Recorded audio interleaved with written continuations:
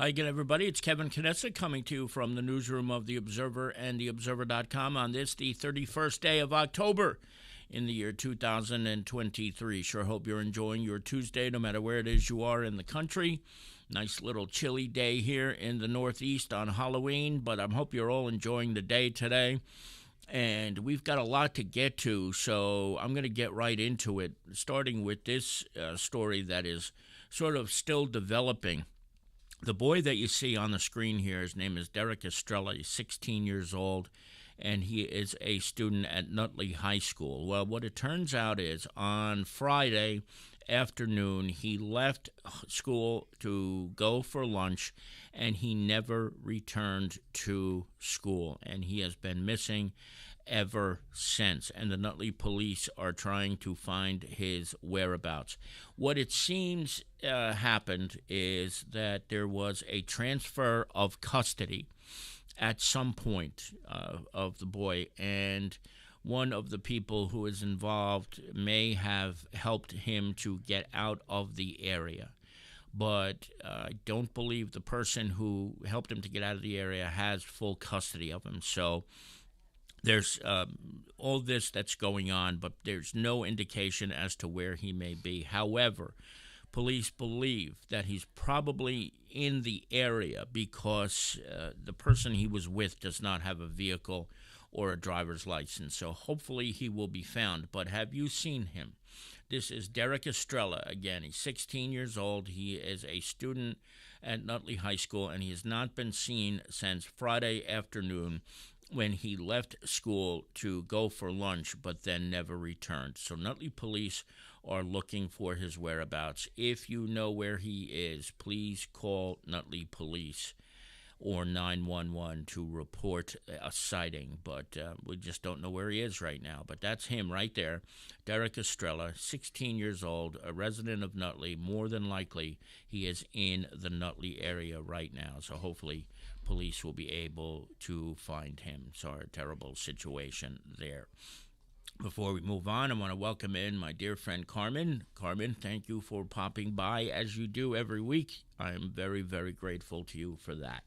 Now, before we get to the actual newspaper, this is something that developed overnight on Monday, and we didn't have enough time to get it into the newspaper, but this happened on Sunday, or maybe it was Saturday, in Kearny, and it's a really fortunate thing that nobody was more seriously hurt than was the case in this particular incident.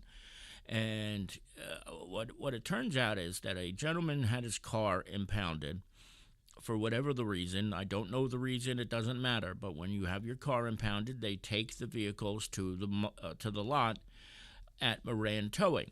And apparently this guy decided that he was going to go to the Moran Towing lot and just break the car out on his own without paying the impound fees or whatever else was required before he could get the vehicle out of the lot.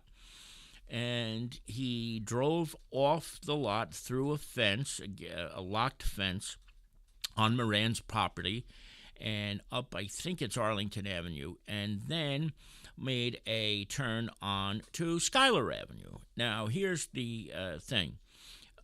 As he was driving out of Moran's property, he almost struck a police officer. And then when he was on Schuyler Avenue, he went head-on into a vehicle that was being driven by a Kearny police officer. And that police officer, I'm happy to say, is doing okay today. He was in the hospital on Saturday night, but he has been released.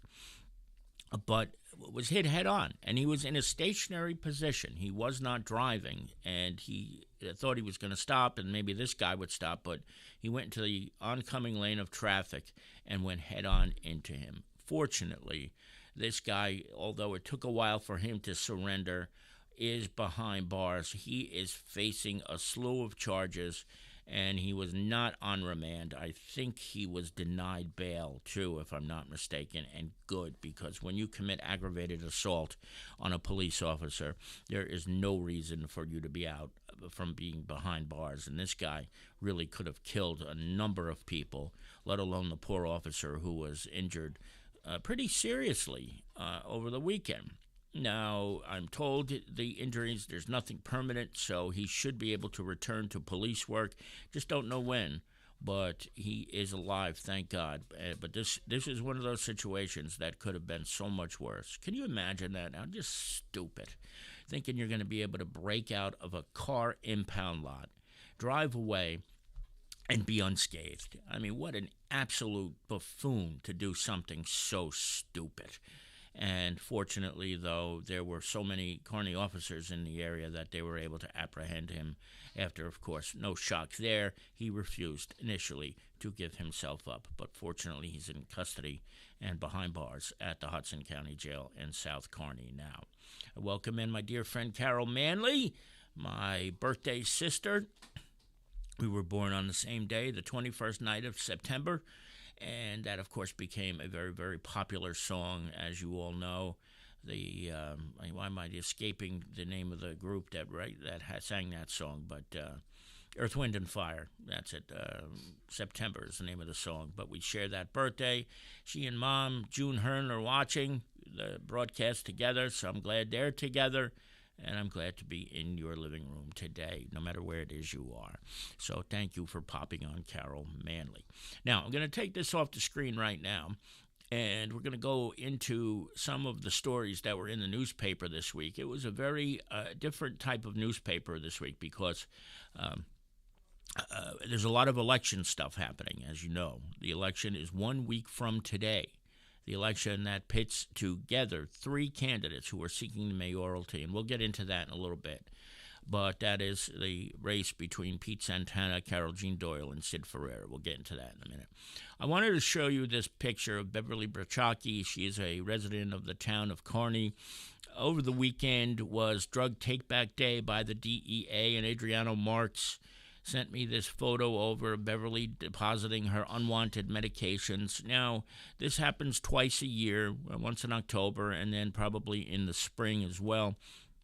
But Adriano and the community policing unit were all on hand to welcome a lot of people who showed up at police headquarters to discard their unwanted medications. And the CPU, Community-Oriented Police Unit, does a phenomenal job, whether it's Ryan Brady, Vanessa Sevillano, Jack Grimm, Adriano, and I know I'm forgetting somebody, so I apologize. I didn't mean to, but I think I might have covered everybody right there. But they all do a great job. They had this event on Saturday, and don't forget, though, I'm not sure if you can see it, but on the left side of the photo is an old mailbox. So if you need to discard old medications, you can do that anytime, 24 hours a day, 7 days a week at the Kearny Police Department at 237 Laurel Avenue. But this is something that they do twice a year through the DEA, and they get the medication out of the headquarters right away. So thank you, Adriano, for sharing this, and to the COP unit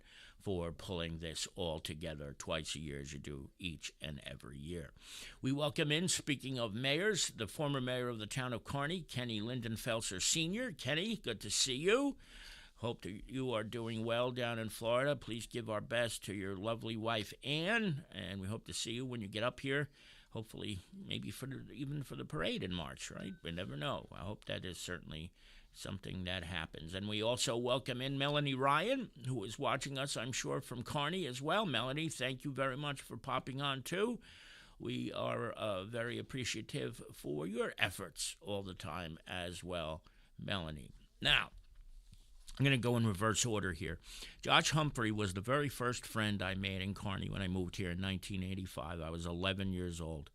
And so I take great pride in sharing that Josh Humphrey was the first friend I made here, and now he's the director of the Kearny Library. And when we say he's doing a good job, I'm not just blowing smoke, and it's not just because he was the first friend I made, but everything he does is great in Kearny. And now they're going to be putting on this edition at the branch library up at the corner of Stuyvesant and Kearny Avenue. And this project is going to be paid for. It's almost $500,000, and it's going to be paid completely by reserve funds that they have saved over the last decade. So not only does Josh run a phenomenal library, he is a smart economic person as well, where he has budgeted beautifully and has been able to do so many different things at the library. And when you see these blueprints for the branch library add-on, it is absolutely stunning. And I want you to see it's right here on page 1, as you can see right here, but also on the inside of this week's edition of the Observer. You'll be able to see them all. So great job by Josh Humphrey getting this all put together and seeing it all through to fruition. It's a phenomenal undertaking, and Josh has done all of us proud, and I'm very, very honored to call him the first friend I ever met when I moved here all those years ago, 38 years ago. Now, the secondary story on the front page this week was about the council meeting on Tuesday of last week, 1 week ago today. Folks, there's no debating it that there is a split and a fracture on the town council. And the meeting was very, very reminiscent last week of what life was like back in the 1990s, where there was boisterousness and chaos and a lot of shouting, I guess would be the word. But I'm going to be honest with you, all of the gripes that the residents had, including the aforementioned Melanie Ryan and Angela Kolbinger, seemed to be pretty legitimate. But it was an absolute reminder of what it was like many, many years ago, and how things have changed so dramatically leading up to this election 1 week from today. So look at that meeting when you get a chance. It's on the kearnynj.org website. Watch it. Watch it from start to finish. And tell me that this election coming up 1 week from today isn't one of the most important in the history of this town, because that's exactly what it is. And you will see that 1 week from today when people head to the polls. I wouldn't be a bit surprised if we didn't have a winner by the time that election is done at 8 p.m. that night. So see what happens. But truthfully, this is going to be something. But that meeting 1 week ago today was just, I don't know some of the words to describe it, because I hadn't seen it in 27 years, to be perfectly frank. And it was very, very interesting, to say the least. So take a look at it for yourself. You make the decisions on your own, but hopefully things will calm down and once the election is over. But up until this point, that was pretty boisterous. We welcome in Martin Gorski, formerly of Kearny, who is visiting us today from Ridgeville, South Carolina. Thank you very much, Martin. I haven't seen you in a long time, so hope you are doing well. So I used to chat with Martin once in a while on social media. Melanie Ryan says, I was never quiet. I don't think anybody ever accused you of trying to be quiet, Mel. So I don't think that's an issue at hand. But thank you for reminding everybody that you were never quiet. You certainly weren't at that council meeting.